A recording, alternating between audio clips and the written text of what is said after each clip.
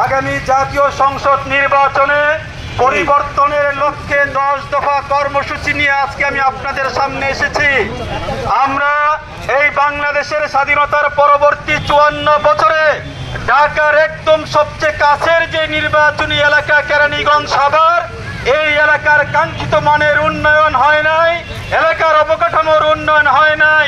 আমাদের এই অঞ্চলের মানুষের মৌলিক অধিকার, নাগরিক অধিকার, ন্যায্য অধিকার, শিক্ষার অধিকার, বাসস্থানের অধিকার সকল মানুষের জন্য প্রতিষ্ঠিত হয় নাই। এখনো আমাদের এই ঢাকা 2 নির্বাচনী এলাকার মধ্যে খোলা আকাশের নিচে এখনো অনেক মানুষ জীবন যাপন করে। আমি এই অবস্থা পরিবর্তনের জন্য 10 দফা কর্মসূচি নিয়ে আপনাদের সামনে উপস্থিত হয়েছি। আমাদের ইসলামের পক্ষের শক্তি 8টি দল একমত হয়ে হযরত পীর সাহেব চরমুনার পক্ষ থেকে আমাকে হাত পাখা প্রতীক দিয়ে মনোনীত করেছেন।